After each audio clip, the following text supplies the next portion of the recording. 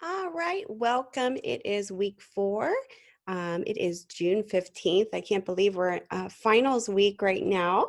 So we'll see if anybody comes in here. It's pretty early, but good morning. I hope everybody had a wonderful weekend and are ready to get started for this final week. I'm excited to get through all of your work. I know I got to some early last night, and I'm still kind of reviewing some of your work, so be patient.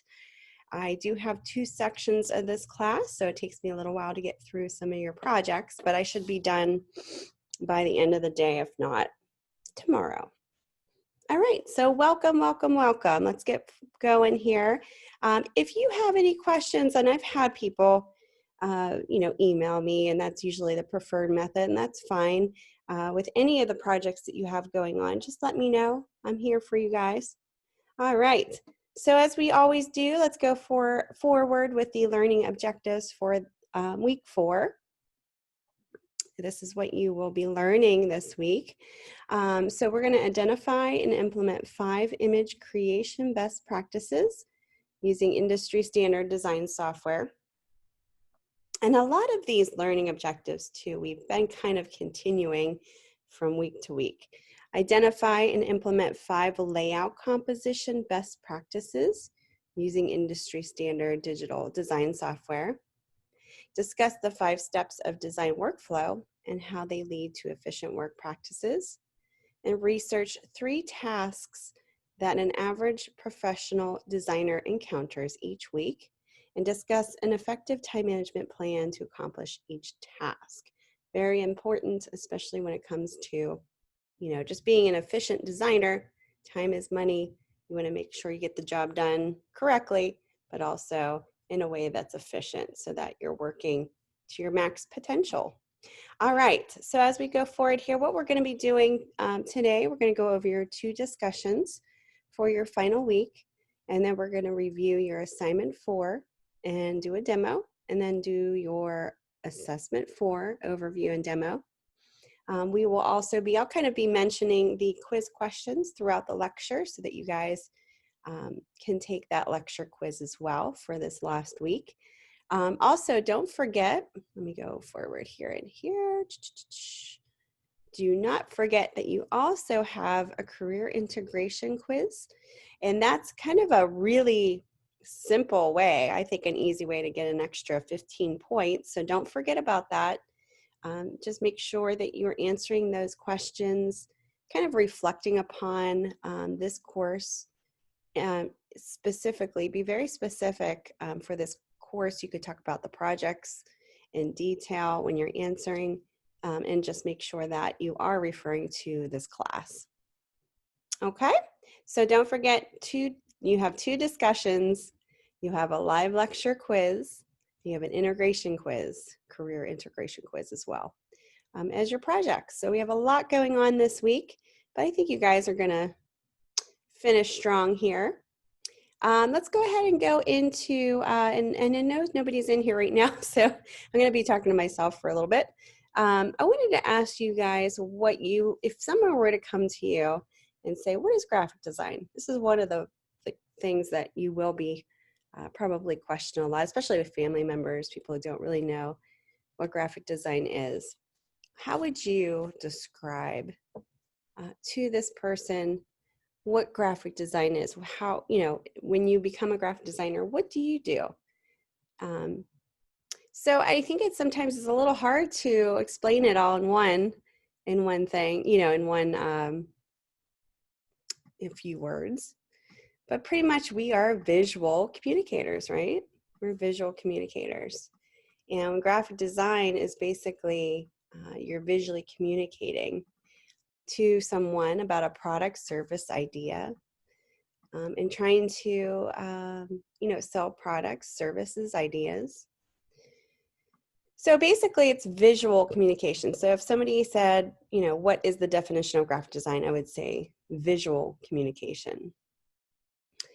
When you think about graphic design too, when I think of it, there's oftentimes where graphic design is hidden. Like think about bottles and prescription bottles, or like, you know, anywhere where you don't really think about it because it's always in front of you, or maybe even hidden.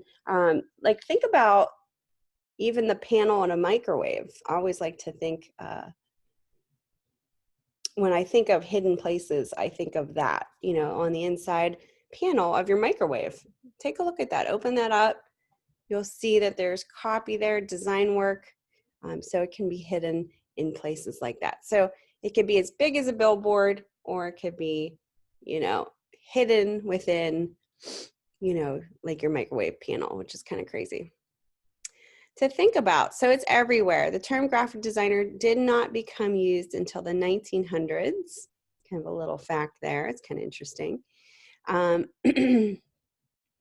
So, you know, it's just been all around us. You know, graphic design is all around us. We, when you explain it, it's always good to explain it as it's just visual communication. All right.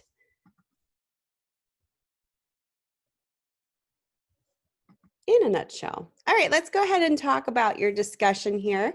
I'm going to go ahead and click on your discussion, week 4. And as always, you know, I'm not going to read through all of this background information. I want you to read through this, but this is going to be talking about common tasks for designers. Go ahead and read through. This just talks about when you do meet with clients, when you're conducting market research and creating layouts or prototypes. So this is part of your design process and how we conduct those processes. So we're going to go down to the prompt and I'll read through this. So for your primary post this week, conduct research on a week in the life of a designer. Read a variety of case studies and note common tasks and which of them seem to come up consistently.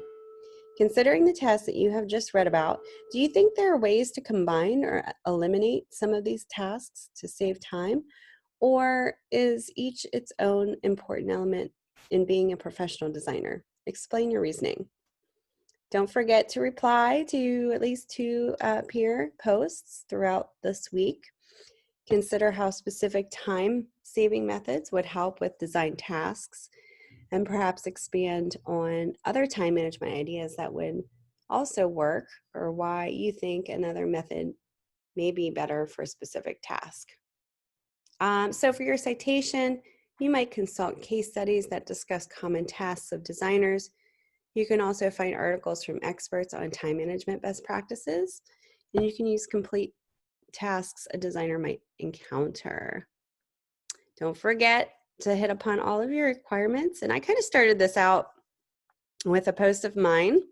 So I'm going to read this. So hopefully this will help you get started and get ideas here.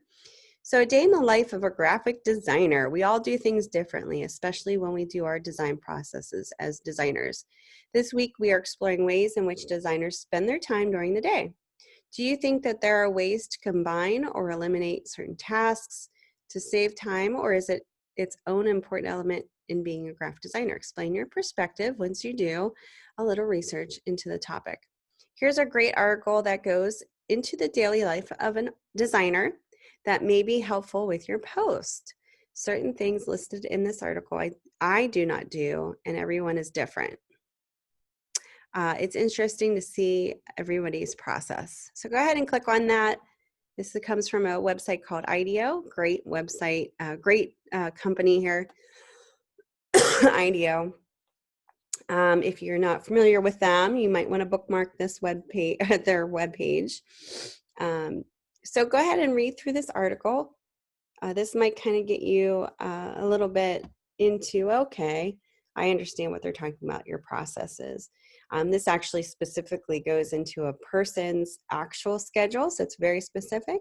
So go ahead and read through that, you know, get the general sense of what they're talking about in terms of how they process their day, how they come up with some ideas. And it's not always just sitting down and getting right to it. You know, a lot of it is part of your day. I know when I go and take a shower, sometimes I come up with the best ideas. So everybody has their own design processes, but usually we stick to a good frame of, you know, researching and then brainstorming as well. We just do different methods within each of those steps. So my brainstorming might be doing an adjective list, but you might not do that. So check that out, kind of dig into design methodology. Go ahead and do some Google searches for design process steps and get a general sense of what those steps are. And then you can talk about them and how you would, as far as what tasks would you do to save time. All right, so hopefully that explains it a little bit better here. If you have any questions about the discussion number 1 for week 4, let me know. But we're just going to be talking about the common tasks for designers. That'll kind of give you a nice little inside peek into the world of a graphic designer as well. All right, let's go forward into discussion 4. We're moving right along for number 2 discussion, because we have 2 discussions as always. So go ahead and go to discussion number 2. And this one is going to be talking about design workflow, another important topic here. So when you're working, you want to make sure that your workflow process is also on point, because that'll obviously make your life easier and make you a more efficient designer. So go ahead and read through each of these. Actually, this is kind of interesting because this goes through, remember how I was just talking about in your last discussion about the process steps? This actually goes through those process steps. So step 1, analyzing the creative brief would be the first step of the process. Step 2 is market research. Step 3, mood boards, visualization, or visual inspiration. Step 4 is sketching and prototyping. And step 5 is refinement and finalization. So these are pretty much the design steps that you should be going through every time you have a project. And like I said in the last discussion, everybody does each of these steps a little differently in their methods of getting to where they need to. But these are pretty much the basic general steps. And it's not linear either. So just because these are numbered 1, 2, 3, 4 doesn't mean that you won't be, going back to, say, step 2 if you are on step 5 and you're ready to refine your ideas. You might run into a snag, or you might run into something like, hey, we have to go back and look at some things. So you might go back to step 2 at some point. So it's not linear. You might need to kind of bounce back and forth depending upon the project. Okay, so in this discussion, imagine that you're visiting your local high school to give a career day presentation on being a graphic designer. After the presentation, several students ask questions about how you actually get your work done and how a project develops from idea to final product. Considering someone asking you a similar question, think about a workflow process that works for you and why you like it. Now consider recommending that workflow process to all the students at a presentation and why you think that would or would not work if each student used the same process. Consider the limitations. Can the process be used for any type of project? In your reply post, discuss ways that workflow hiccups can occur. Describe the types of time restraints or sudden changes that could happen when you least expect it, which happen more so than often. After describing various types of setbacks, think of ways to overcome certain obstacles in your workflow. For your citation, you might research articles that discuss graphic design workflow. You can also find articles by design experts who talk about their workflow habits or practices. Another way to kind of get an idea of how designers work and how their workflow is. And again, it's not linear. It's based project and based per client as well. So you might set up steps for one project that works for that particular one, but it might not be the same steps that you would do for another project as far as you know, that whole workflow. All right, I started my post here, so hopefully that'll spark some inspiration. So I said, this is one of my favorite discussions because it talks about the design process. I love talking about the design process. I think this is one of the things that we, you know, sometimes gets hidden, obviously, because we don't show this to the client. But this is the beauty behind what designers do, because this is how we come up with concepts. This is the ideation process. So I think it's a beautiful process to go through, because it's coming up, it's allowing you to come up with more meaningful concepts if you go through these steps on your own.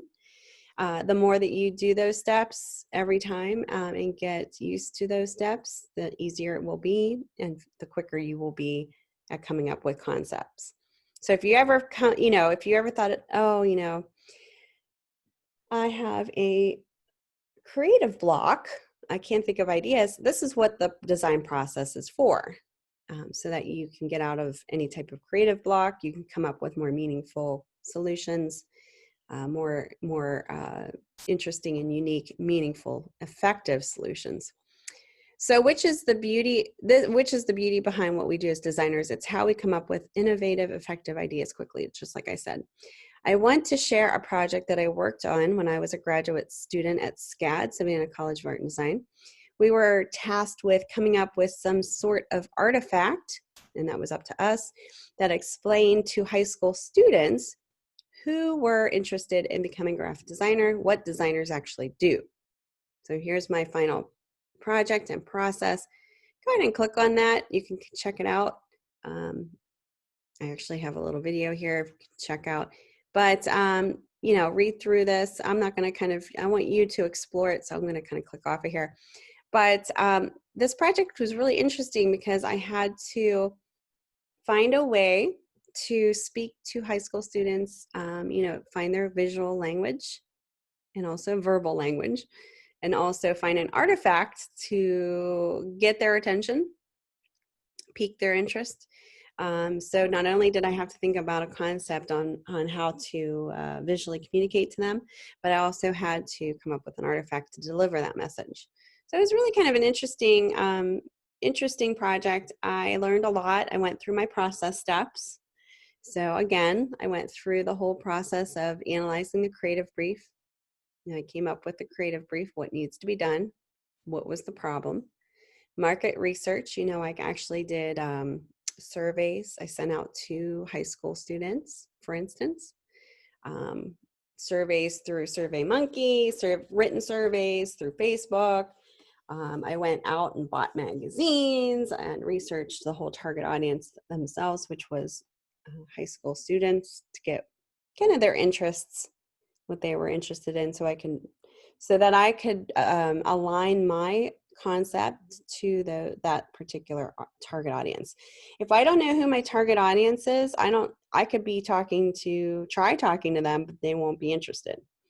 That's why visually and verbally, I had to make sure that I was adapting that to that target audience, excuse me, but I have to understand who they are. So that was the research part. Mood boards, visual inspiration, I went through all of that to come up with an artifact in my process steps. Sketching and prototyping, I did a lot of that. And you'll see that, actually, if you go and click on that, you'll see, actually, this is a prototype. It's not actually an actual printed piece, so that's called a prototype. And that's part of that process. And then refinement and finalization. So if this was actually a true project, this would be finalized by printing, refining before printing, or launching. So I think that's kind of relevant to what you guys are doing for this, talking about in this discussion. And not only because you are talking about visiting your local high school to give a career day presentation. So I thought that was a really nice way to show you how I would explain it, what graphic designers do to allow those high schoolers to understand what we do as designers, and if they're interested in going for that as a career. Okay. So, you know, peruse through here, check out my design examples here. I have an actual little video of how that works, because I came up with an artifact. Not only is it a label, but also it's and you'll see as you go forward, I'm not going to give it away, but it's actually more than just a label. So it's form and function all together. So it's kind of cool because it goes along with what we do as designers. It's not always about form, or it's not always about function. You can always have that together. All right. Let me know if you have any questions about the discussions, but go ahead and get that started. And also don't forget, like I said, do your career integration quiz. That's an easy 15 points. And then also the live lecture quiz. After you obviously watch this, you'll have hopefully the answers for the quiz. I just kind of randomly put out those within, I don't actually, sometimes I review the lecture quiz, but usually you have to watch the whole lecture. That's the point of this. The lecture quiz is to watch the whole lecture. I have a lot of students that are like, do you have a list? I'm like, I don't have a list. If you watch the lecture, you should know. So just kind of an FYI there.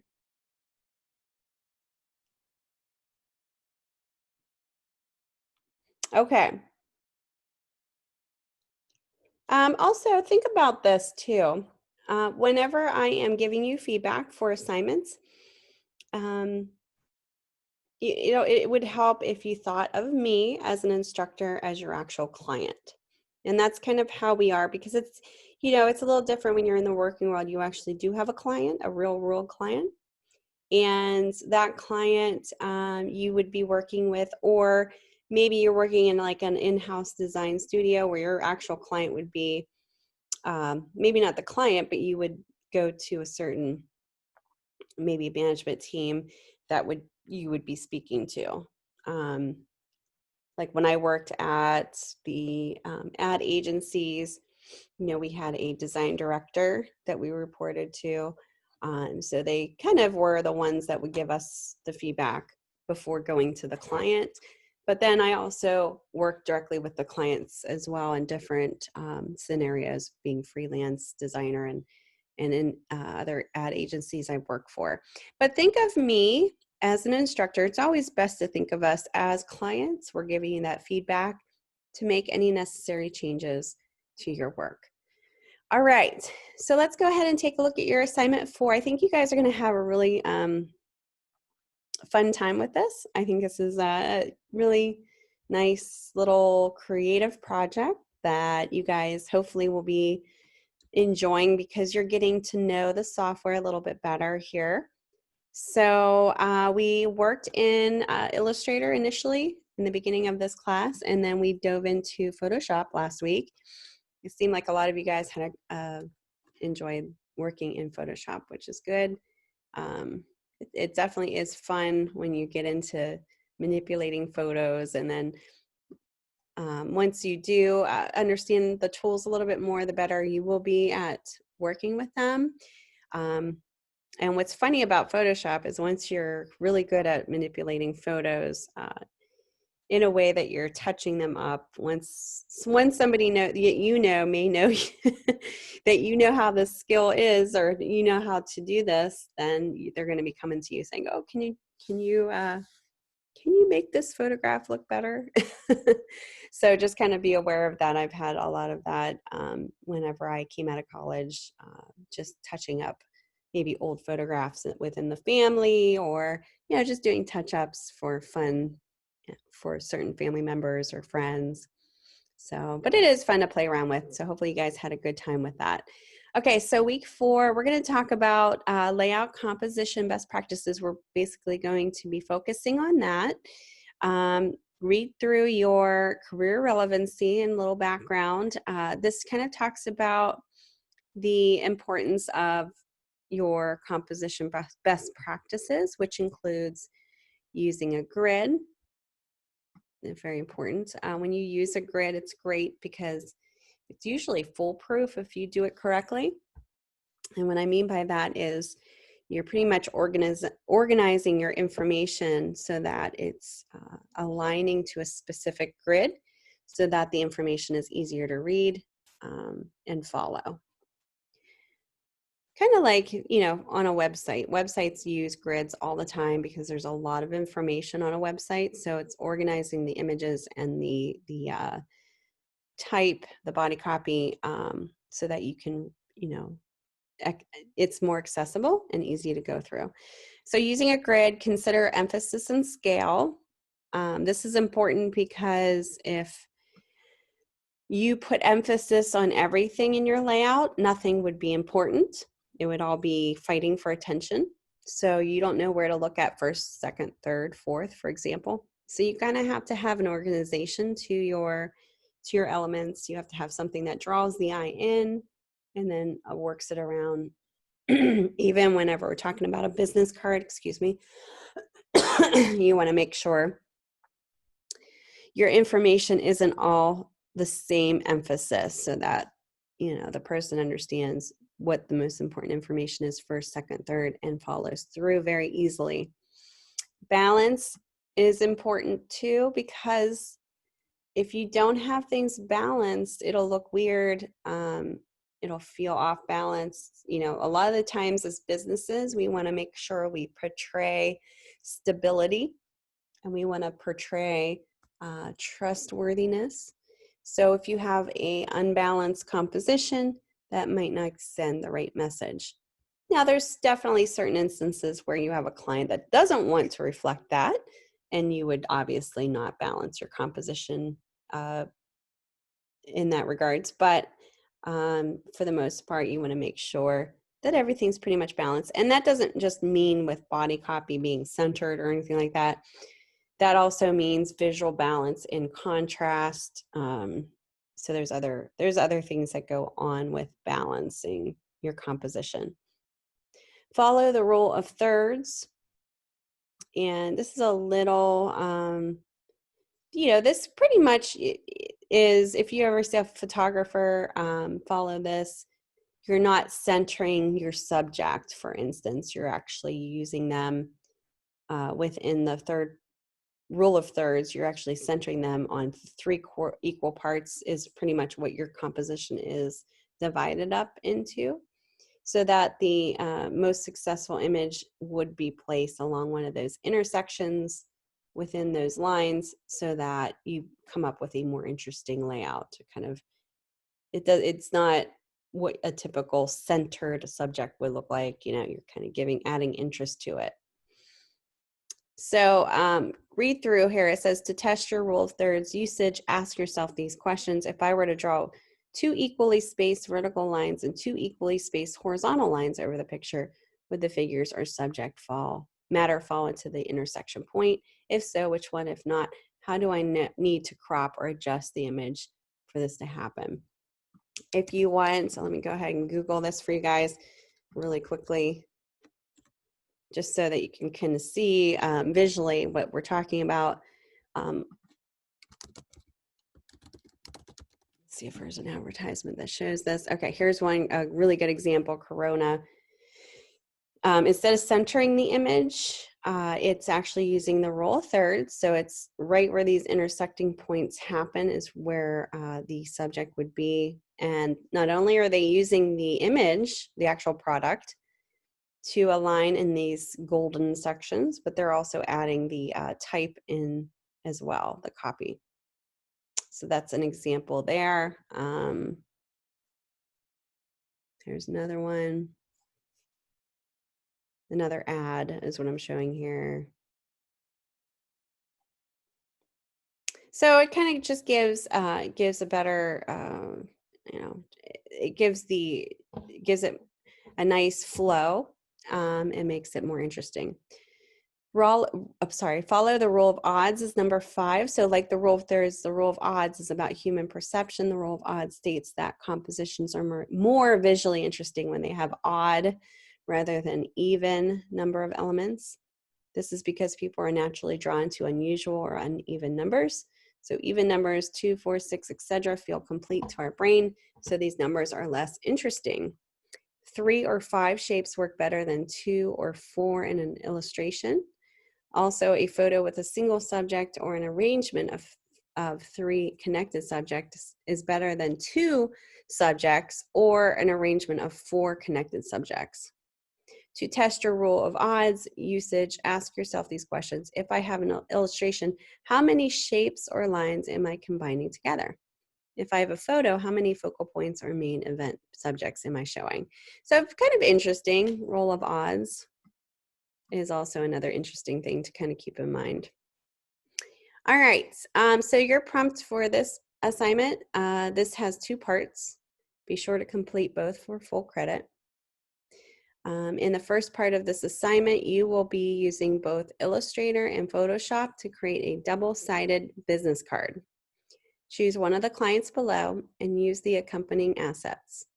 This assignment is much like a professional design project where you will work with and use a client's provided content as the foundation of your design.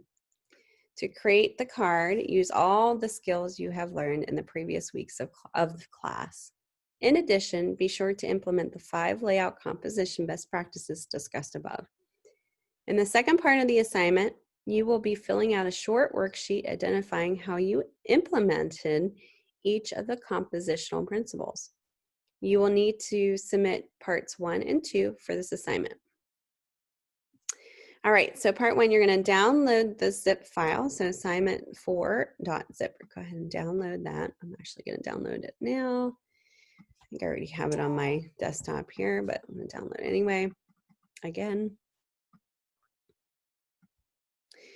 So in this document here,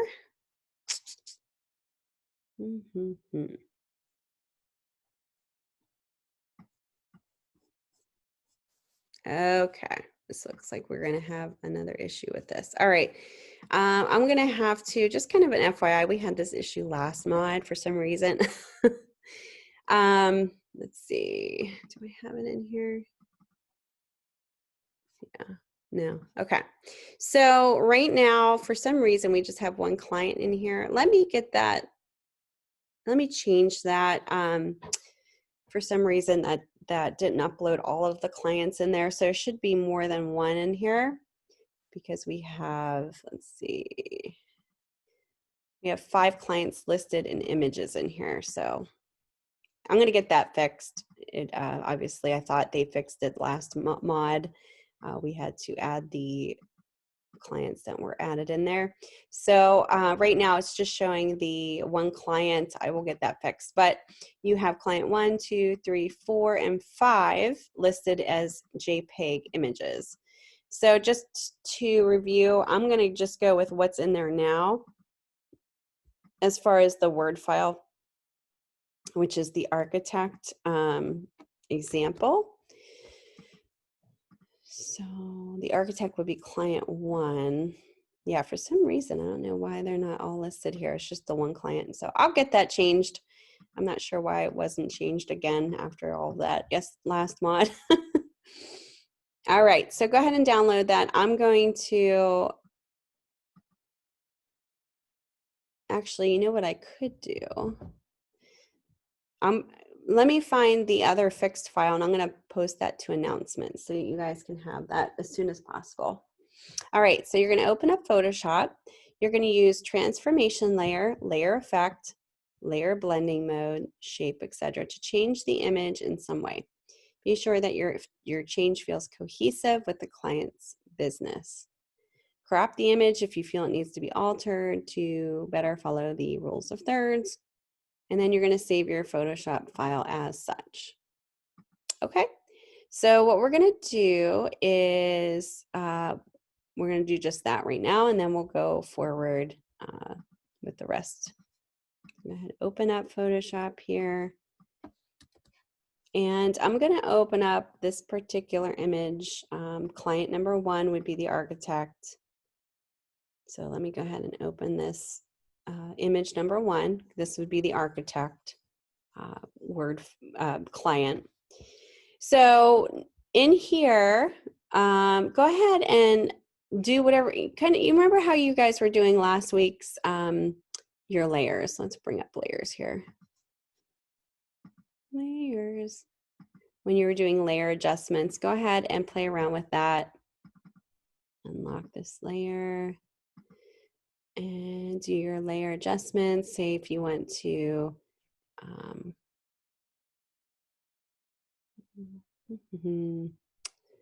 do anything to this. Let's see, color balance. Say I want to do just a color balance, just a little, make it maybe a little bit more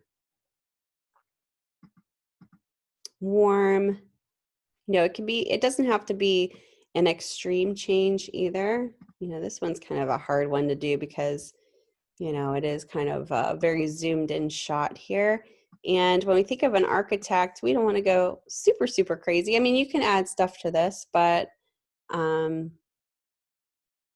yeah, you could keep it, you know, pretty conservative in how it looks. You can adjust your, like I can put another layer adjustment on this. My levels, levels is your adjustments of your white point, your white point and your black point, which is the darkest and the lightest parts of your image. And then the middle one, this is the eyedroppers, by the way, is the gray point. That's your neutral. So if you wanted to, you could adjust this. And again, this is your darkest dark points. If you click on this, actually, if you hold down the Option key and you click on your dark points, you'll see that, let me see if this is actually doing the right thing here. Okay, yeah, I just selected the white point too. So if I select the white, let's do the white, and then I hit Option, it should show me the lightest parts of that. It's really weird. And the darkest points. Oh, okay, I see. Okay, so I'm going to zoom in on here. It's really hard to see. If I hit, okay, I'm going to select the darkest parts of your image. I'm going to hold down the Option key, and zooming in, you'll see that this is the darkest part in here. If I'm holding down the Option key, it's telling me these are my darkest points. So if I want to set this point so that it resets my whole image to the darkest point, I just click right on top of that with my dark eyedropper tool. Same thing with the white. I can do the same thing here. I just want to zoom in to those white areas. It looks pretty neutral though. So maybe what I would do in terms of the white, I would just bring this to the left a little bit, although I'm blowing this top part out a little bit if I do that, just to show you kind of what that does. And then your middle section, which is your neutral colors, this is like kind of like your contrast. You could affect that as well. Okay, so that's what levels are, kind of adjust your white point and your dark point, see the before and after. Okay, second part of this, let me stop sharing this part and go back to our instructions here. So when you're done altering this, now you can crop the image if you feel like it follows the rule of thirds. Let me show you how to do that real quick. In this image, I wouldn't necessarily crop myself because I think it's pretty much on those rule of thirds anyway. But if you wanted to crop it, you have this crop tool here in your toolbar in Photoshop. You can click on and actually pull these in to crop, and it'll give you kind of those points of intersection to look at anyway, so it's kind of cool. But I can see his hands already on that one intersection, so that's good. And then also the other intersection kind of points out where he's at. Probably maybe go a little bit like this, maybe with this. I mean, I think it looks pretty good. But if you wanted to crop it, all you need to do is move that bounding box and then hit Tab or your Move tool to set it, and it would crop it. So I'll show you real quick. See, just cropped. I'm going to do an undo though. So you can crop it. You can do whatever you think would, you know, make this look good as far as for your actual project. Also, you can use your blending options here too, kind of if it works for your project. All right, let's go back to the instructions here again for the other part 2. Oh, we're going to save this too. I'm going to do that before. So then you're going to create, this is typically what designers do. They'll do like image manipulation in Photoshop, and then when they're ready to set type, typically they'll do it in InDesign, but we're going to do it in Illustrator just because you guys aren't working in InDesign for this class. But Illustrator is another way to set your business card up. I would probably prefer InDesign, but that's just me. But there are, designers that use Illustrator as well to set type. So you're going to create a new document in Illustrator. It must have 2 artboards and be size 3.5 inches by 2 inches. It can be either portrait or landscape orientation. You're going to place all text on the first artboard. Use point text and text boxes. You're going to add a few color shapes. Remember to consider the rule of odds regarding numbers as well as balance regarding placement. You're going to open the Photoshop file within Illustrator. Copy and, oh, hold on guys.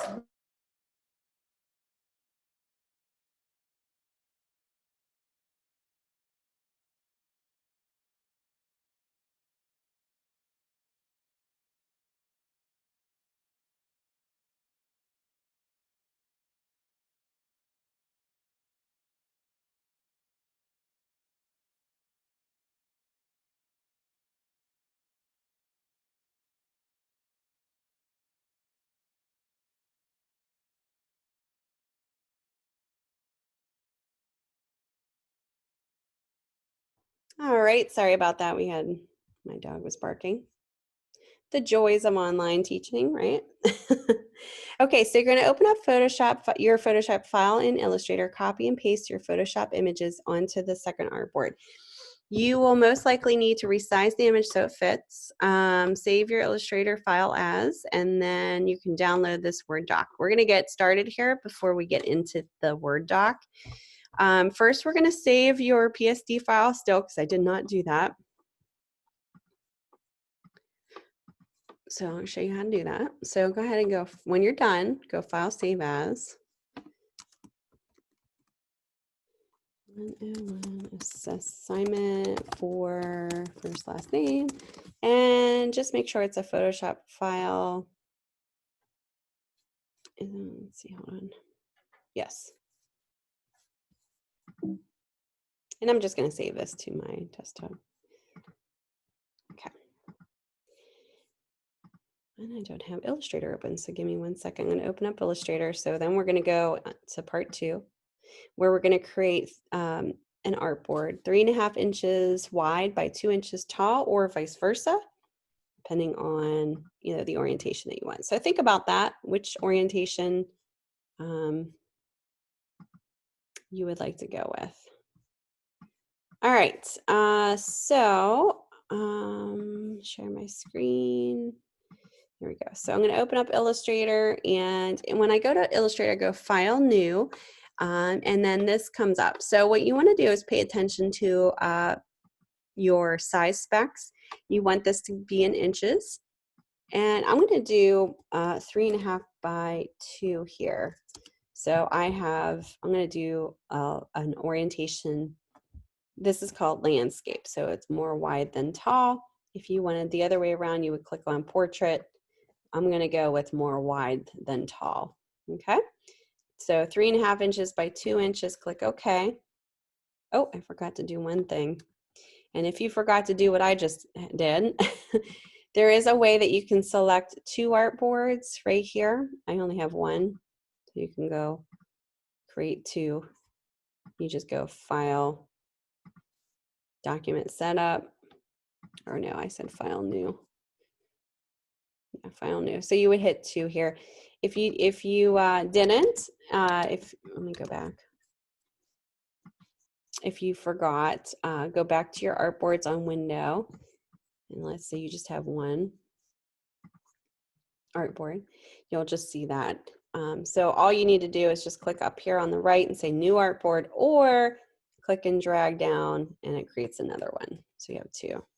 And there's ways that you can orient this. So if you don't like the side-by-side orientation, you could go ahead and click up here on the right-hand side and say artboard options, and oh wait, actually cancel, not that, sorry.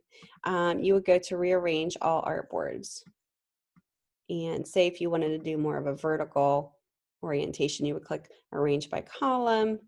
There's also other arrangements too, but that's a preference thing. So if you want it to be like that, you would do it arrangement by column. That's how you would do it in your preferences here. You can also do like the spacing in between. You can increase that in between here. So just want to show you that option. Oh, this is my other one. That's where it went. Okay. All right. So now I'm going to place in typically what, I mean, it doesn't matter what order it is in, but usually the top or the first card that you see, the first face of the card would be where you would have the copy. And then the second artboard would be the back of the card. So with that in mind, I'm going to go file place. I'm going to place in that PSD file that I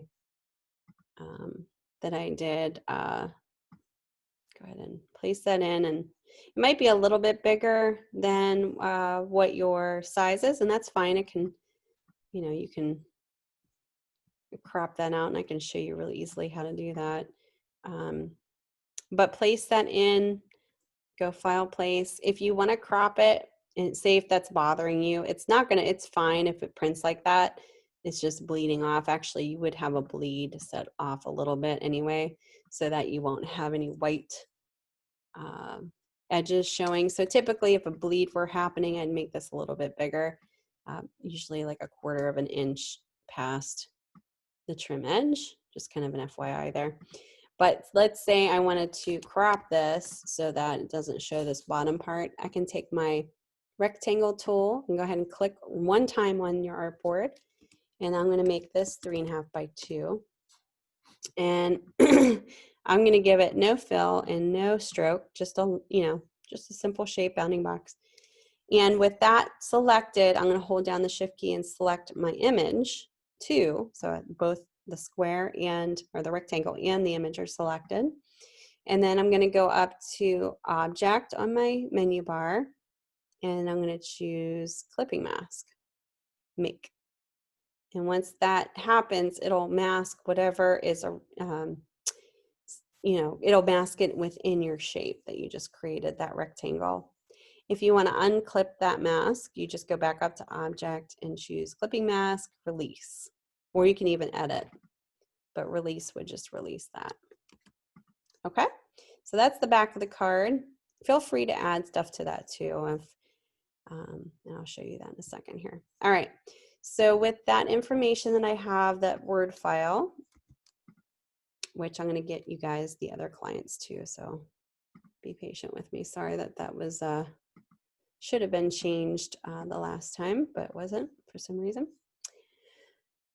Reset my essentials up here. All right, so then I'm going to take my type tool, and I'm just going to click anywhere on the first card, so you'll see kind of like Greek text here. And then I'm just going to do, once I click one time on there, I'm going to do a Command V, or you can go edit paste. That's a Command V is your shortcut key for pasting in that. Once you copied it from the Word file, copy is Command C, Command V is paste.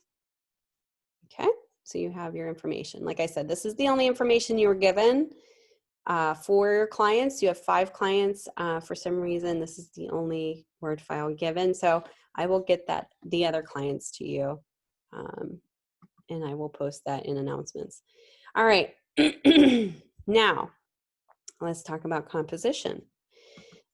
Typically when you are designing, you want to, you know, kind of stick to a grid if you have a lot of information, or, you know, you just kind of want to align things in a way that works.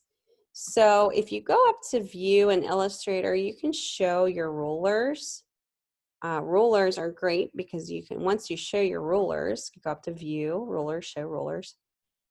Not only can you see the size of your each of your artboards, but you can also click in the rulers and drag out these, what what these are called our margin guides. And these aren't going to print. These are just for you to say like, okay, I'm going to align my type to these so that, you know, I'm keeping the margins the same. So it's just a way for you to kind of set up a grid and alignment so that you're not, excuse me, your spaces are equal and you can kind of set up a grid structure. All right, so when you're talking about a business card, especially for architecture, the font that you want to use, I would say is probably more modern. So I wouldn't go with anything like this where it's more casual. I would go with something that looks very edgy. I wouldn't do something like that because it's too decorative. Something that's modern and more neutral looking. I would probably stay towards the sans serif typefaces. So that would be something like that. Maybe like that. Let me see where my other, you know, something that's, I'm just going to my fonts, by the way, my character palette here. So if you didn't see me do that already. And what's nice about this is you can actually see it being changed to that as you're kind of scrolling through what what you have in your, on your computer. Excuse me, guys. I'm not sure what's going on with me today. All right. I guess I need more coffee or something. Sometimes it's nice to pick one that has a font, you know, font family, so you can change certain things. And all right, let me pick this one. This is just a Shri Devangari. I don't know what that is, but okay, let's go with that. I like the way that it looks. It's you know, it's clean. It looks modern. And now I have to think, okay, all of this has equal emphasis. How am I going to make something stand out? What's the most important information? Well, I would think maybe the name would be, right? So why don't we make that bold? And right now it's set at 12 points. So let's go ahead and set that a little lower.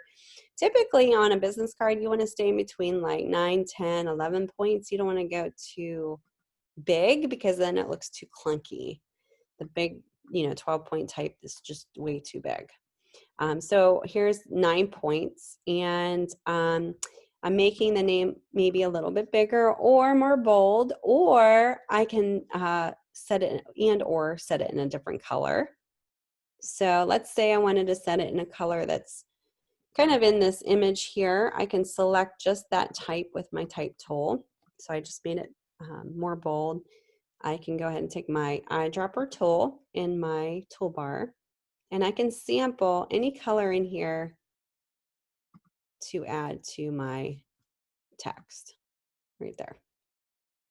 So that's one way you can emphasize that too. I'm going to make this just a little smaller even still, and I'm going to make this my name. You can also do this too. Let me bring up, I pull out this, bring up my character palette here. So if you want to bring up your character palette like I just did and show more options, you can go up to Window, choose Type, Character. This is an Illustrator, and it'll pull this panel out, and then you can show more options if you don't see those.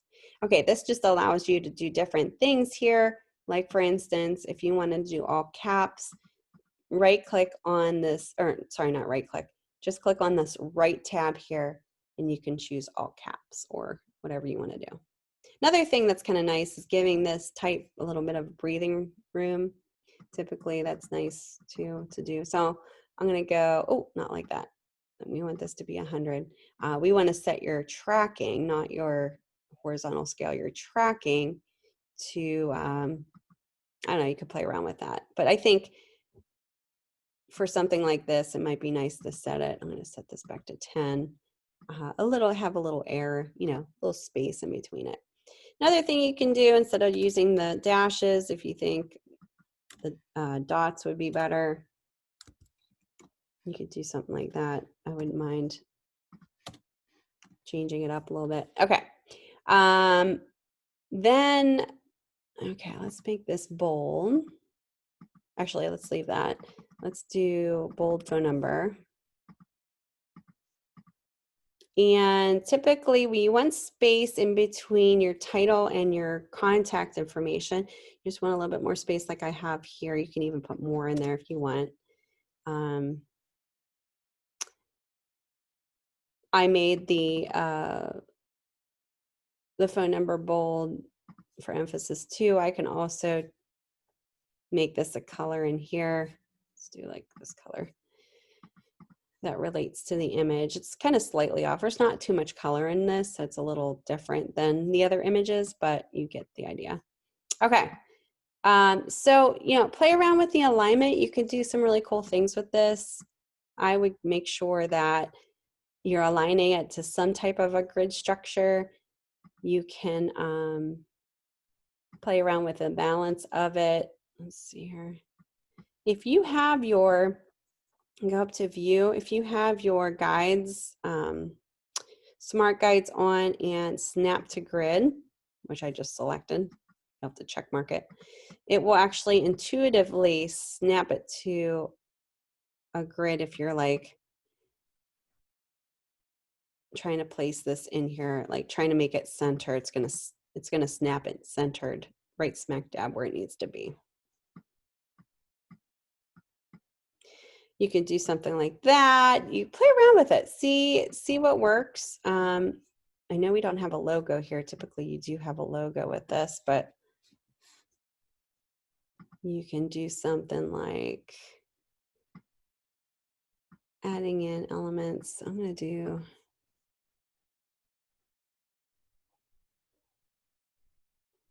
like maybe just like a little, if you do borders like this though, here, let me snap to grid. If you do borders like this, make sure you're not too close to the edge, just because if it prints, if it's really like, I wouldn't do something like that because it's too close to the edge where if it's going to print uneven, you'll really, really notice that space in between being really uneven. Let me go to stroke. So if you do any type of borders like this, like I'm doing, you know, make sure you have a, it's kind of in a little bit more from the actual trim edge. I'm going to pull this in like that, and we're going to hide guides. So you can see what I just did here. Something very light, and then I set the type so it has enough space, enough room around it. There. So play around with that. You could also do something where you're putting in a vertical line, maybe. Where's my line segment tool here? Where'd it go? Scissors. It's hiding in here somewhere. Maybe not. Maybe I don't have it out here. You could either use the line segment tool or you can use the pen tool too. I'm going to use the pen tool because I don't see my, for some reason, I don't see my, it's really weird. Oh, there it is. It's under my shapes. Sorry. So yeah, you could put like maybe a vertical line in there. Typically when you do that, you have like some type of a logo though, maybe on this side. And I'll show you really quickly. You don't have to put a logo in there, but let's just pretend that we're going to do a logo. And let's pretend like the initials of this person is part of that logo. I'm just kind of, you don't have to do this. I'm just showing you kind of placement wise how that could work with a logo, because typically you do have a logo to work with. We just don't have one in here. If you want to play around with a logo, by all means do it. You know, play around with it like I'm doing here, just real simple. Architect.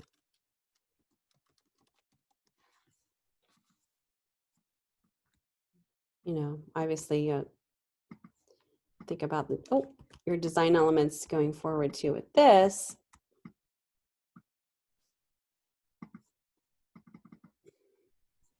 Let's see, spread this out a little bit.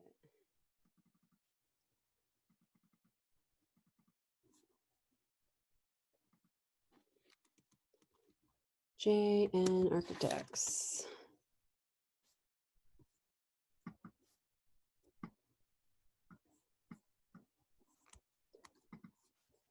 Okay. All right, I'm going to group this and then just make sure that this is centered. So I'm going to shift, select all of these and go to my alignment tool, make sure it's centered. That's kind of what I'm doing there.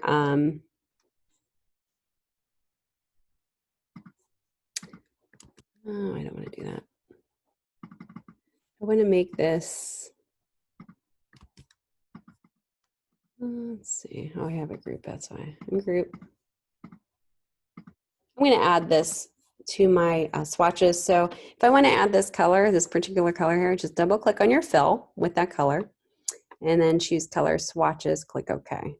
And what that does, if you go to your swatches in Illustrator, it's going to add it to your swatches. Or it should add it. Is it in there? Let's see. Click and drag it over. There we go. So you can also click and drag it over into your swatches so that, you know, if you wanted to change, say, the type, you can do so easily as far as like the color. But anyway, I just wanted to show you kind of how that would work and then center it within there. If you wanted to do like a logo of some sort. You can also, like, let's say you just want to do the phone number with the name here. And then on the back, and I would center this. And now I would probably move this over a little bit.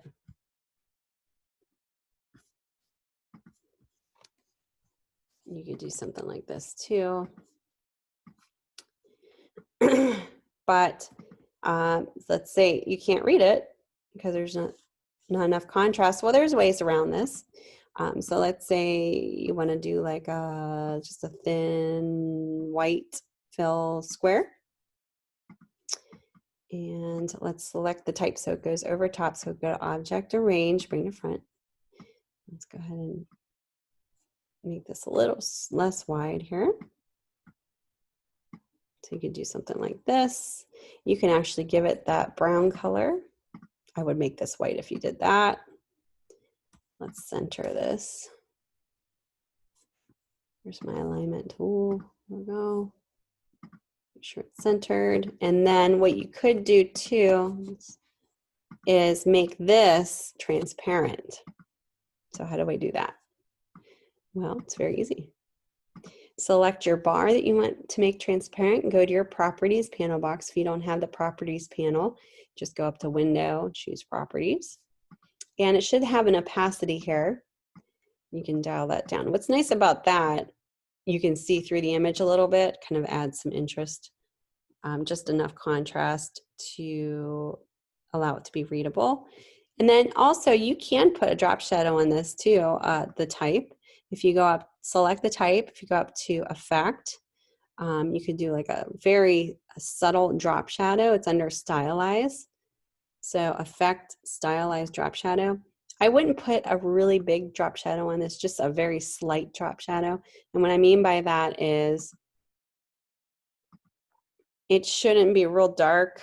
It shouldn't be super, you know, dark. It should just be really subtle, just to give it some contrast.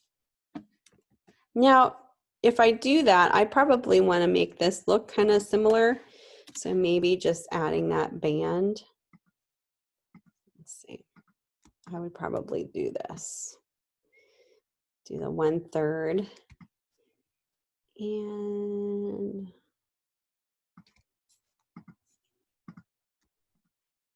I would probably do something like this.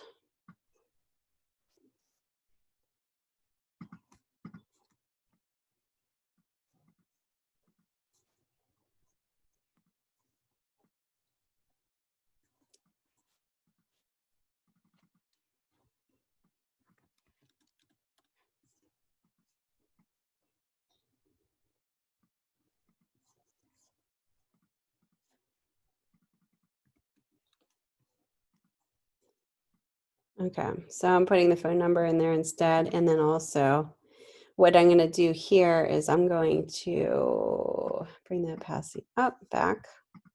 I'm going to make that white so it's easy to see.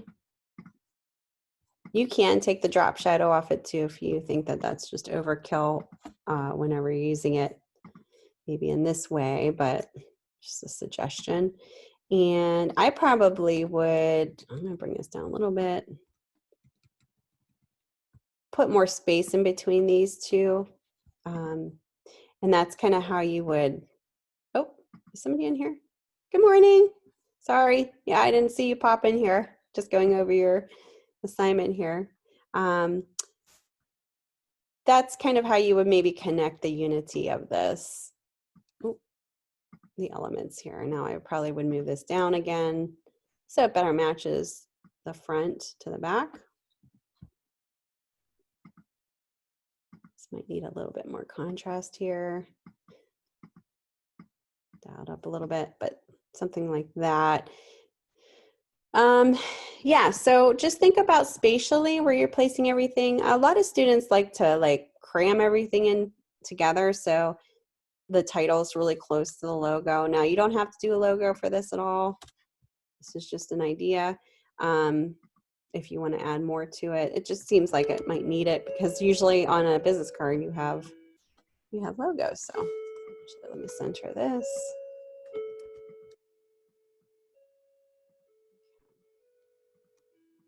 Let me group this here. Oh, it's already grouped. Okay. So think about how you're going to lay this out. If you want to do, you know, a logo, you can do a logo. Just make sure you're kind of being mindful of your spacing and emphasis. I mean, probably make this more bold too. This looks kind of light. But all of the details within, is this bold? Yeah. Within the composition is what you're going to be paying attention to. So I have space in between here. The logo doesn't have to be really huge if you put a logo in there, but the title is where, actually the phone number and the title is where I go to first. Then on the back here as well, I go obviously to the image. Feel free to do like a background color if you want to as well. Let's say you want to just use like a tint of, or even this color. Just make sure you have enough contrast for everything else.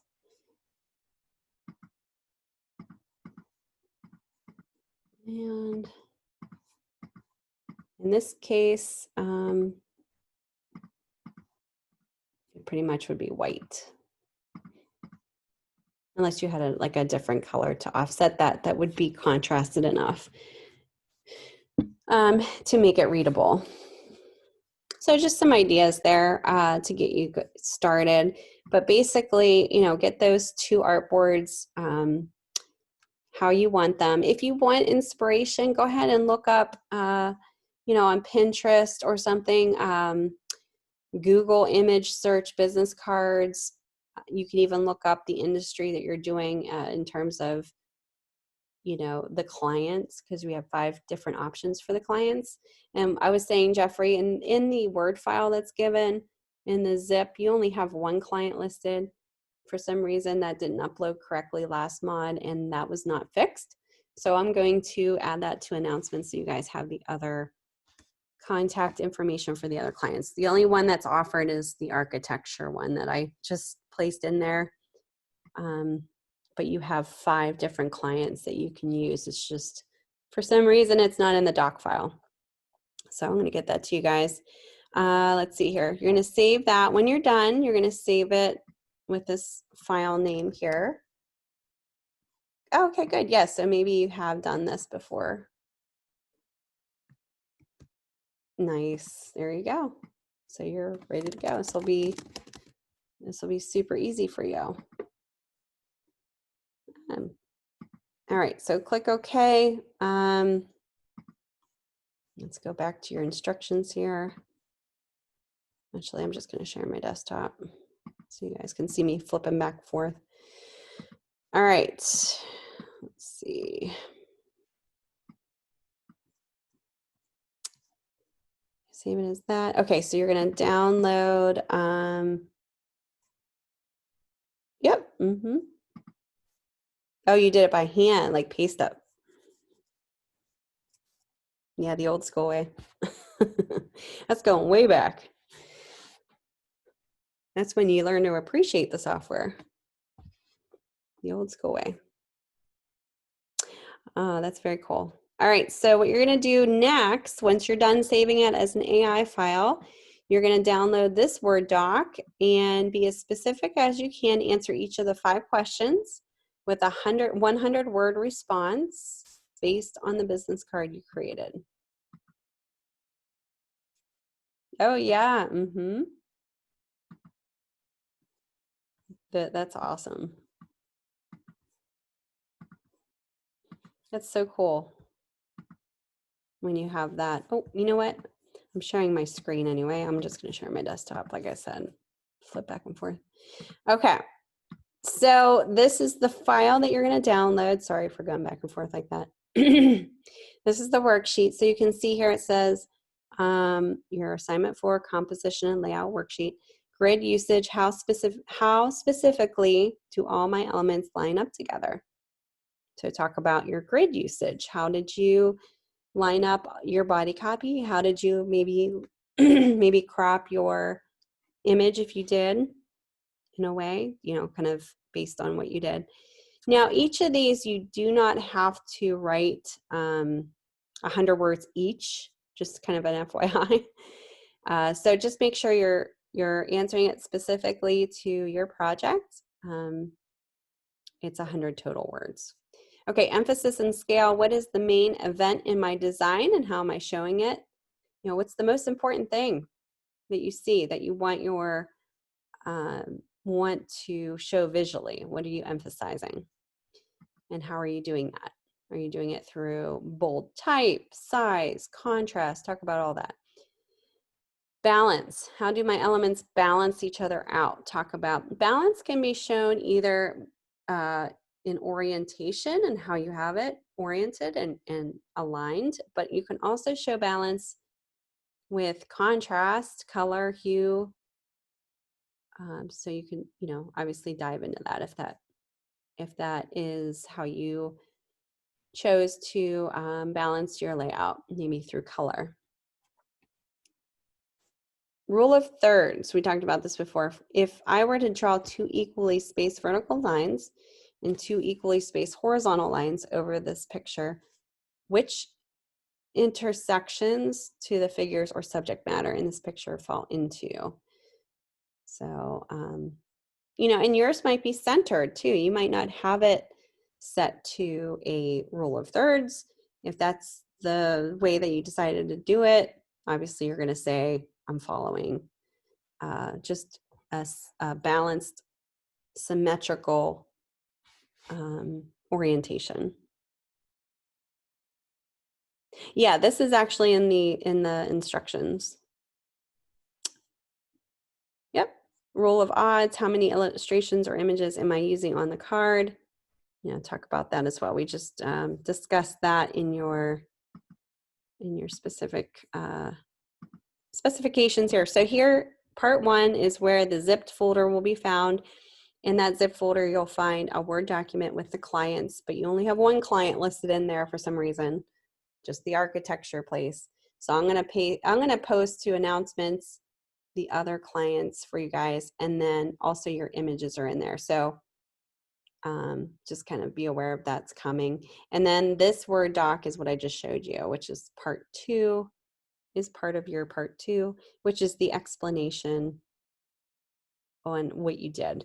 And then what you're going to do is you're going to submit both your Illustrator and your Word doc files for this. You know, feel free if you want to zip it.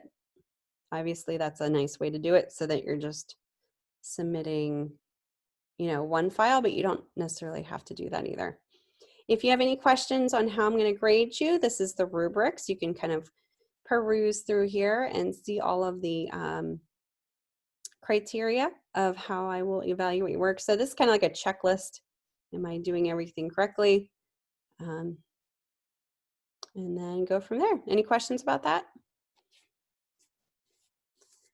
So it's really just kind of manipulating your image in Photoshop. You're going to bring that into Illustrator. You're going to create an orientation for your business card. You're going to add in your copy. You're going to be mindful of your composition, and you're going to make sure that you have it balanced in some way.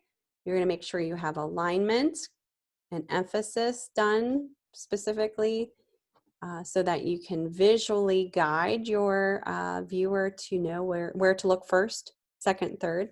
So if you look at this real quickly here, I can see kind of like an emphasis because not everything is the same size. So make sure that visually that's what's going on here too.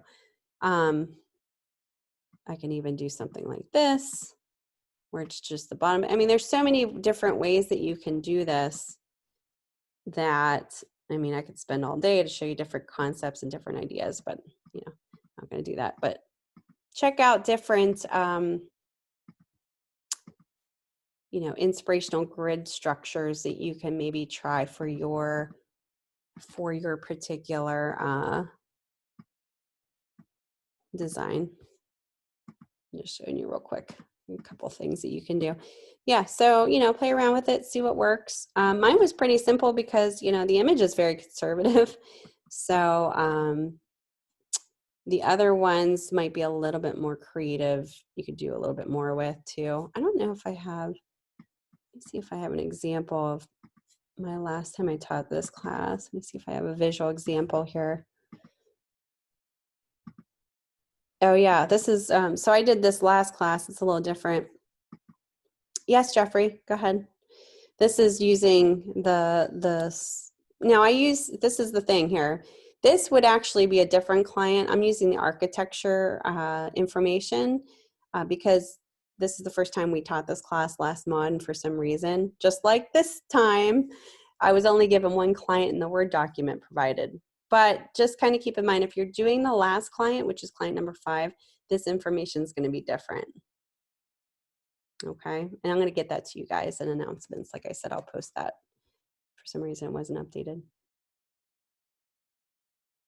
As a graphic artist, it is important to advise the client of cost for things like 4-color process.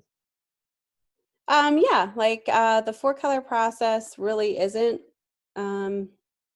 as expensive as like a Pantone process. But if they wanted, say, their logo to look consistent, I've had clients that are really, you know, they put a lot into their logo, and obviously they don't want it to look different when it's printed on other pieces. And sometimes when you print 4-color, we all know that's not always the most consistent color process to choose. It is more, it's cheaper than if you go with Pantone process. And those of you might not know what I'm talking about. Pantone process colors are pre-mixed inks that you pay extra for. But the good thing about Pantone colors is that it will, once it's printed, it will not look any different. The same color will be printed no matter what. Now, 4-color printing processes, they're not a pre-mixed ink. They're based on 4 plates. So you have cyan, magenta, yellow, and black plates for a printing press. And if you're printing, say, business cards with 4-color and you have a logo, and the color might come out a little inconsistent based on the run of how much you're running print-wise. And also, when you're converting your, say if you have a Pantone colored logo, when you convert it to CMYK, it might change a little bit as well. So, halftone. I mean, you could do one color. Yep. For full color. Yep. Yeah, I mean, that's kind of something you would sit with a client beforehand and get all that information when you get all the specs, and they'll give you a budget, and then you just kind of say, yeah. I mean, there's so many different add-ons that you could have on here too. I mean, you could go with like all kinds of different things like die cuts and foils, and there's so many other different options. If you know your client has the budget, you can press for those things if you think that would be a really good way of showing their business. If you think, oh, it would be really cool to do like transparent on a plastic, paper, not plastic paper, but plastic sheets. There's just so many different materials you can print on and be really creative with. There's also different shapes, like die cuts, that you can do too. So yeah, definitely you would first get the idea of how much your client's going to spend, willing to spend, and what they want to spend, and then kind of give them the option color-wise.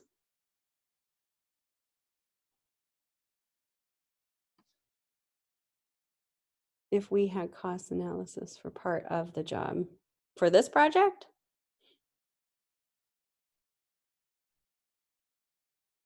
this is just basically very basic. You're going to be, no, I don't think it gets too, I just think that you should be privy to what, if a client were to ask you what the cost differences are, you could talk to your printer and tell them, kind of break it down. Because every printer is different too.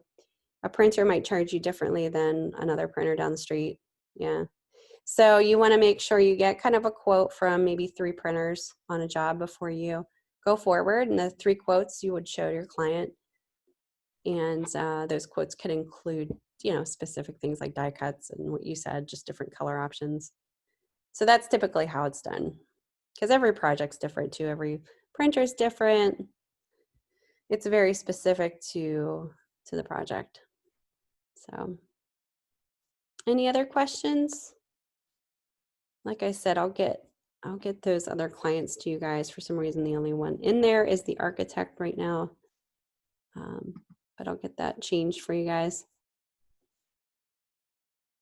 So we went over discussion 1, discussion 2. We went over the assignment. Let's go ahead and take care of your assessment. This is actually going to be more of almost like a review of some sort too, because you're going to be doing some different, actually it's not a review. Well, you're going to do a balance, light and shadows. This is really important. A lot of times designers forget, like once you're ready to prep your images and your project, you have to make sure that you're changing certain things based on their overall purpose. Like, is it going to be printed on paper? Is it going to be maybe not printed on paper? Is it going to be shown on a website? So it's important to understand that, maybe both. It's important to understand that so you can prep your files for that particular purpose. Okay, so we're going to be doing image creation best practices. Go ahead and read through the relevancy for your career. Basically, in the background, you go ahead and read through that as well. It talks about image creation best practices. And there's things and steps that you need to do in order to make sure that the image in your project is ready for print or launching, so that you get the best quality image and project resolution production as possible. So number 1, use the correct file format. So as we know, if you're designing for the web, you're going to be doing more of a JPEG format, whereas print, based on what you're printing, it's either a high-res PDF or a TIFF file, depending on what it is. So we'll go into that in a second here.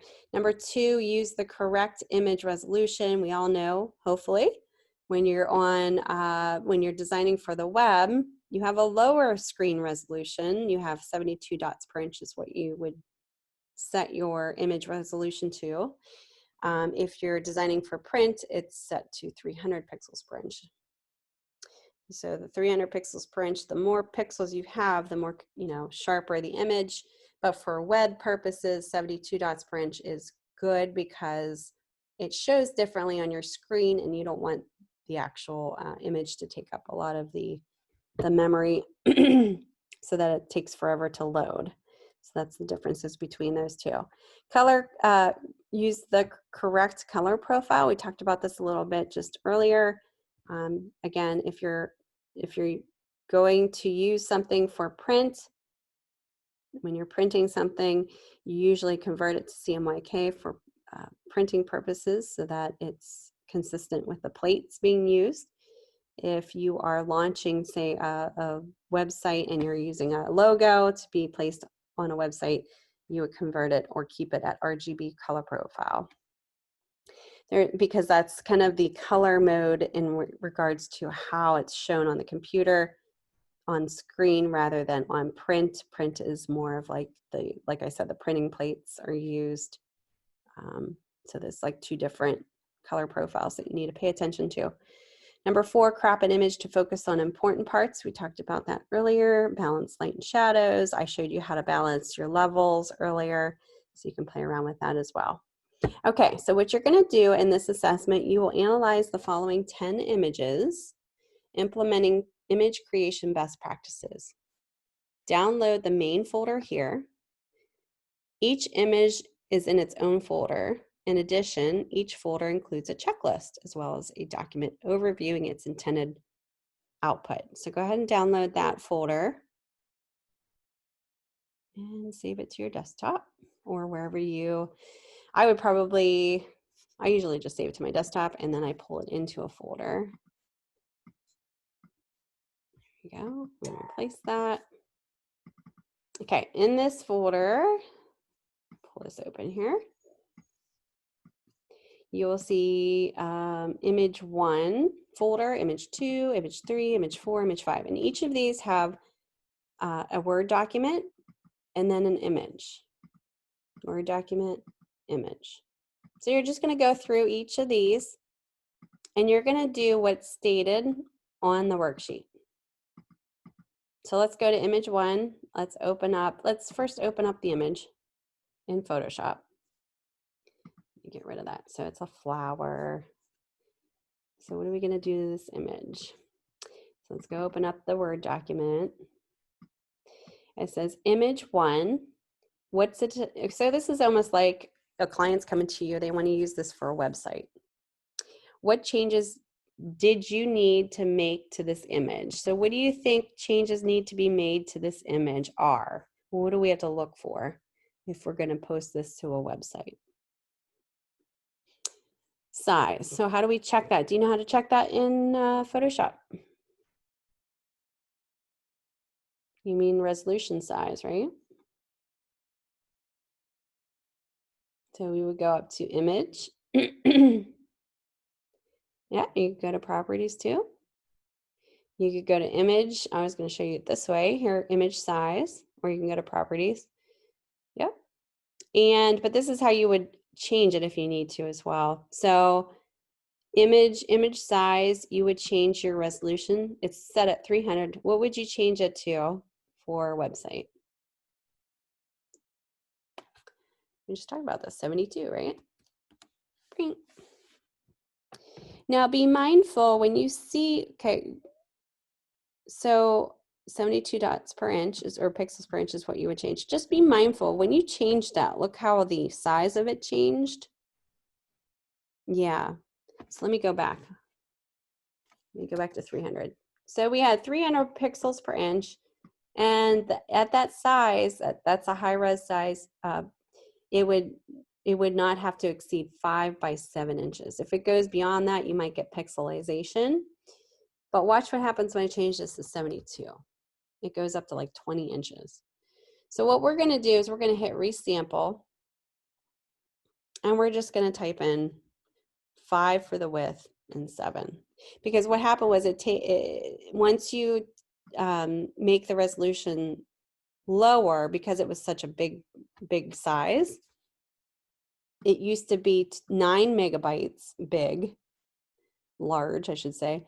So you're just taking that size ratio down to what it was at 72 dots per inch. So you're making it a smaller file image size and also smaller dots per inch, so that it's not like a huge file. So then in that, you would do that to that and save it. Go back to your Word file, and then you would type in here, what changes did you make this image? Now I'm going to type this first part in here. We still have to check another thing. Let me know if you know what we check.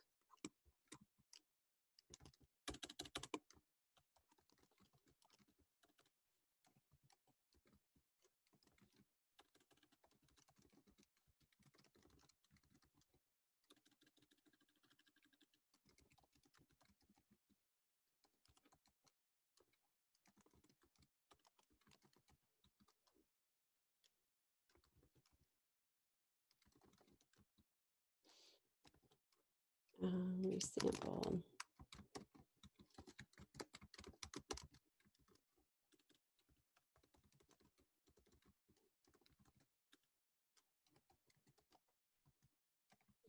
What else do I have to do to make sure that this is ready for the web? So we looked at size. Now what?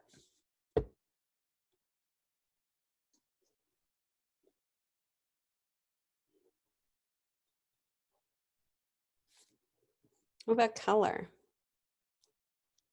You could make it maybe lighter or darker too. If you do that, you would have to say, you know, what changes that you did. But color, you would change. You would look up the color mode, right? Because if this was in CMYK, we'd have to change it to RGB, right? But this is already in RGB. Yep. So we're good. We didn't have to change that. We could write in here. We checked. You know, I checked color mode, and it's set at RGB. What else do we have to do? Say this is ready to go to be placed online. What else do we have to do? The last thing, besides any alterations to it, maybe contrast wise.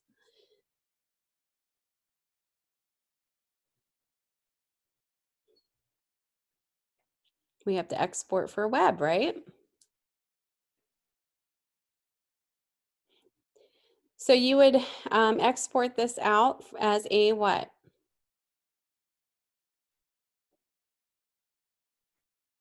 A JPEG. So we would say export out as a JPEG, because right now, what is it now? What's it showing as now? Can you see that? It's a Photoshop file. We don't want to upload a Photoshop file for a website because that would be too large of a file. So we would want to export it as a JPEG. So go ahead and export that as a JPEG. Looks good, save.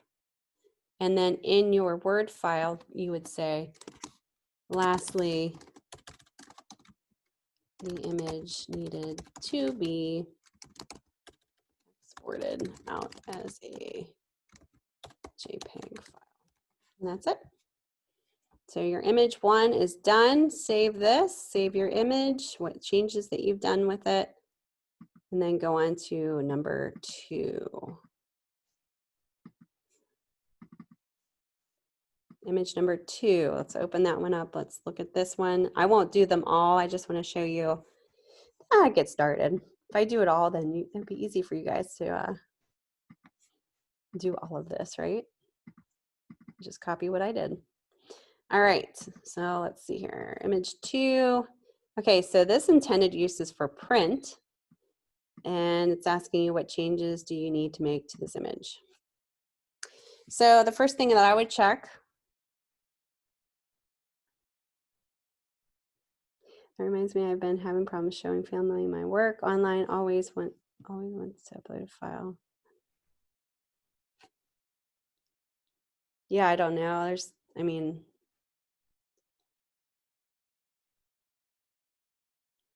I'm not sure. I'm not sure specifically what problems that you have, because there's so many things that I mean, I don't even know what website you're talking about, so it'd be hard to diagnose that. Yeah, so you know, if it's for web, just make sure you have it saved out as a JPEG, just so it's not like taking forever to load. All right, so for print, go to image size. You would check the size of the image. If this was at 72, what we would have to do, we would have to change it, right? Because for printed purposes, we want it to be 300 is the preferred pixels per inch. Everything else looks good, so we didn't even have to change that, right? Yeah. So pixels per inch and dots per inch, I'm going to tell you the differences between the two, because it's actually the same thing. Pixels per inch is just basically how you describe the pixels on the actual file that we're looking at. But when you're talking about dots per inch, that's when it's actually printed. So the printer will take the file. Yes, they're the same thing. It's just print versus what you see on screen. Pretty much the same thing though. Okay, so we're good there. So we checked the image size, it's good. The next thing we need to do is color mode. So what's going on here? We need to change it to what? CMYK, right? Yep, square versus circle. So we would need to change this to CMYK, okay. Maybe we need to change, it kind of looks like it needs a little, maybe brightening up. So maybe changing the levels like we did before. So that's a little brighter. Let's see here. Looks better, just very subtle changes. And then, so we check the color mode, okay. Then we're gonna, so this is for print. What would we save it as when we're done? We wouldn't save it as a JPEG, right?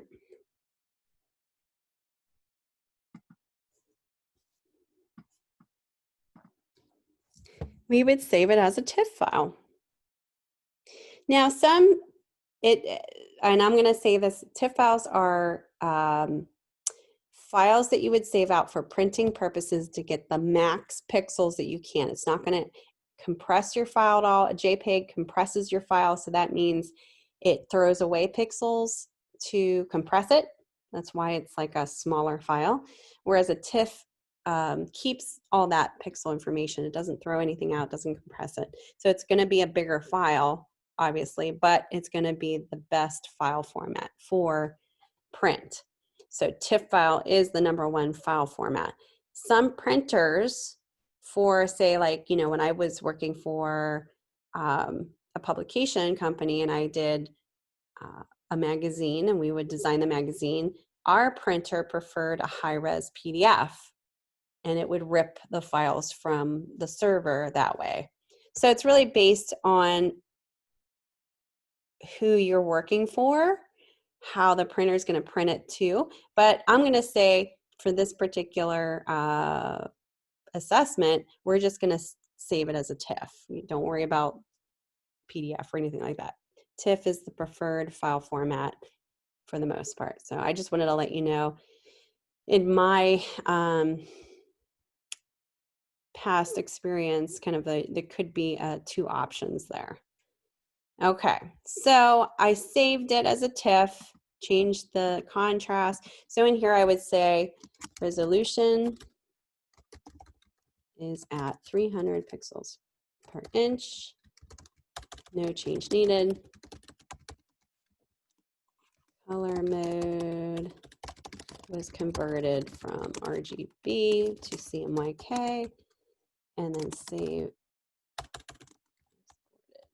image out from a Photoshop file to a TIFF or print. So something like that. So it doesn't have to be this long explanation, but as long as you're kind of saying what you changed, maybe what you didn't need to change, that's really all you need to do, and then hit save.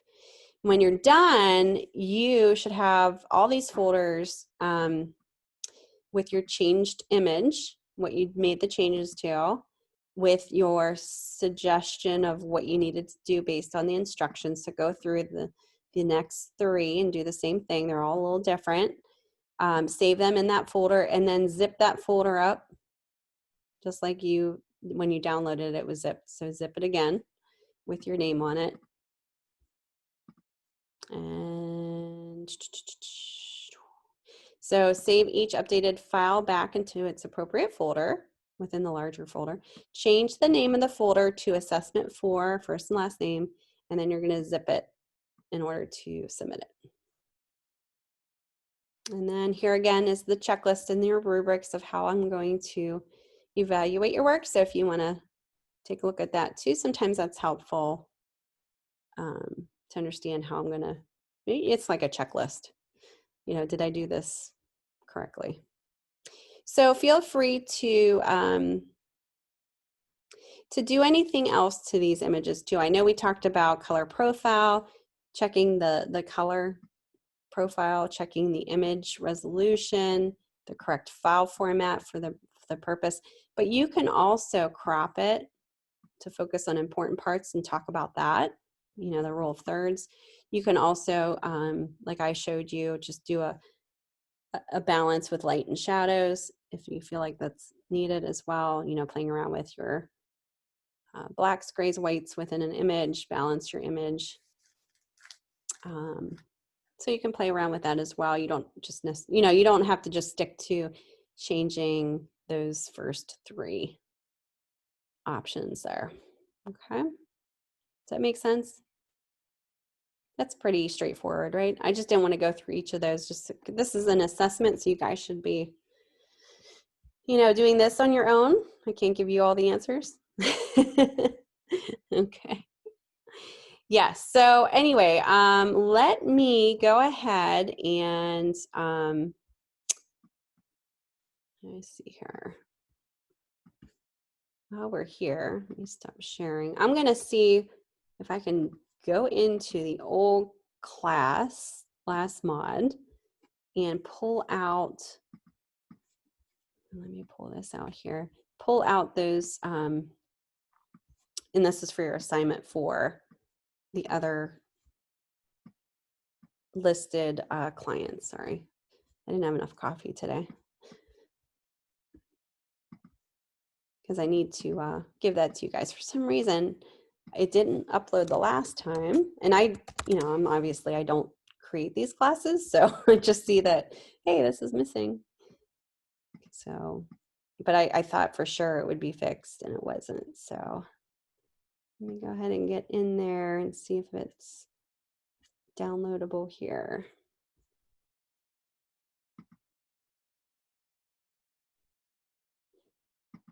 And then we can look at it at least. Let me see. Let's see, assignment for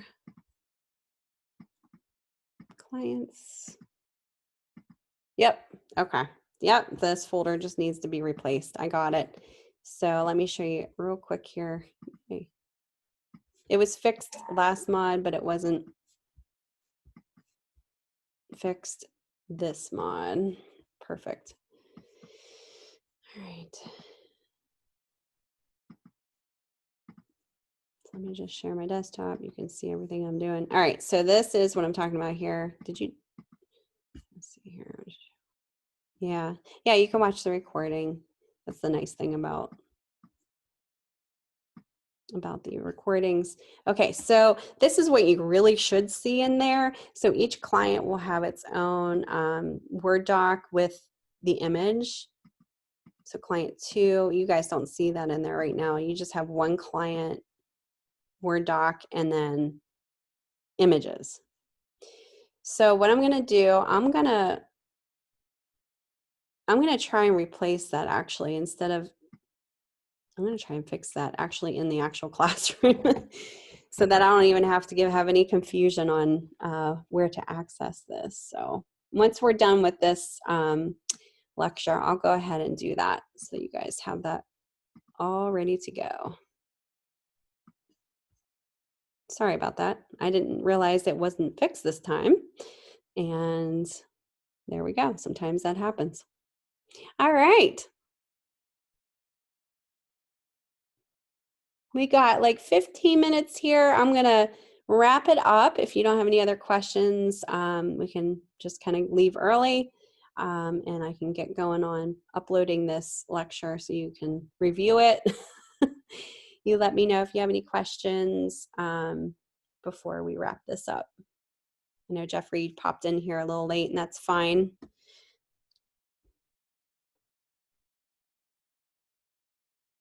But this is the last lecture. Okay. Yeah, well, if you do come up with anything, if you listen to the lecture recording and you have questions, let me know. But this is the last lecture that we have for this class, you guys. There's a multi-session that Craig will hold. So if you have any issues, Craig's your lab instructor, you know, go in, take advantage of that time. You know, kind of get with him if you have any questions. He's here to help you guys too. Okay, what issue did you have last week? I forget. Sorry.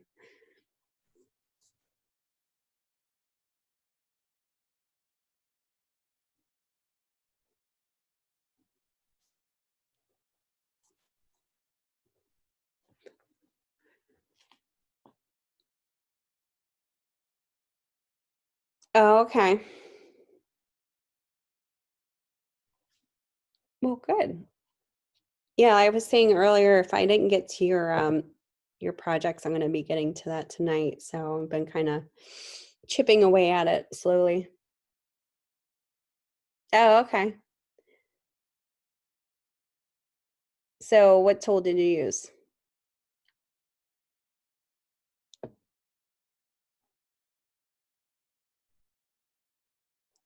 Oh no. Did you use the magic wand tool? Did you use what selection tools did you use?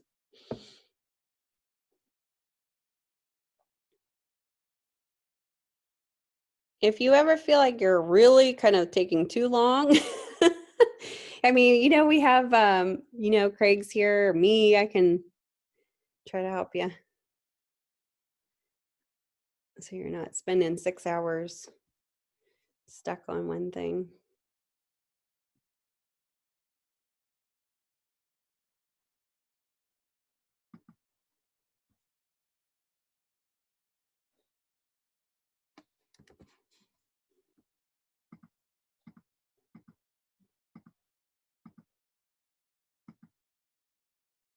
Trying to open up the pics here. This frame. This frame is what you're talking about, right? This frame.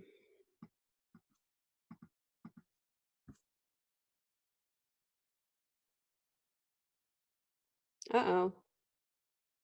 You broke something. Didn't even know what I did to the frame. Oh. Huh. Yeah, so you should be able to just use there's different selection tools. Magic wand tool is great for this because you just can click right on it and hit delete and delete that part out. Use the actual artboard. That's weird.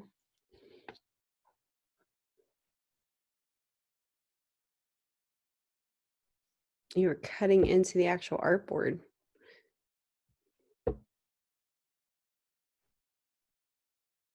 Oh, okay, with your layers.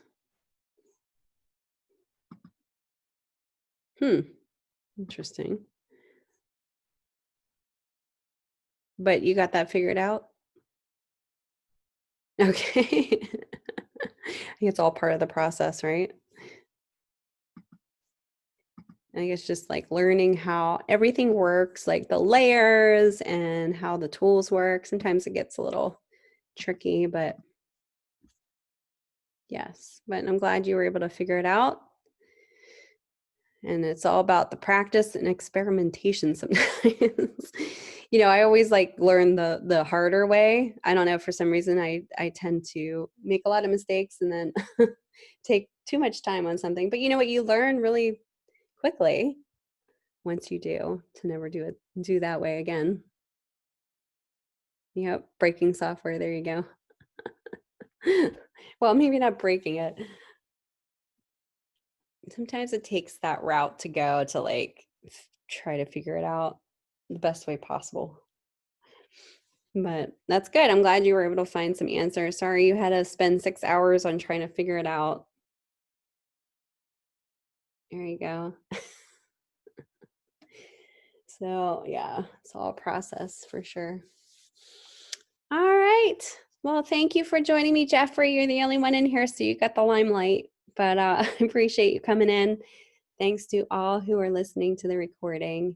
It's a pleasure having you guys. I'm excited to see what you guys have going forward into this business card and see what you guys are posting in your discussions for this last week.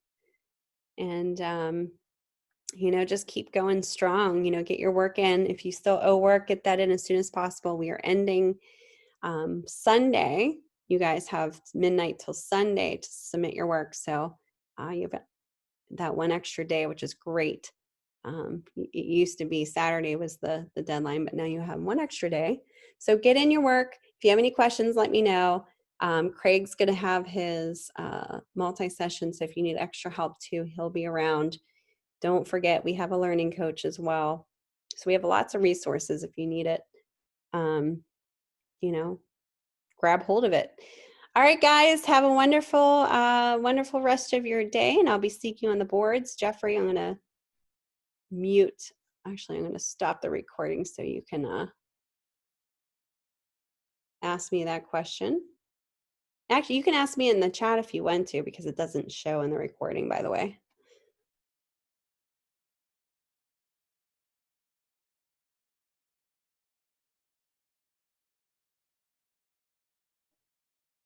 Okay, hold on one second.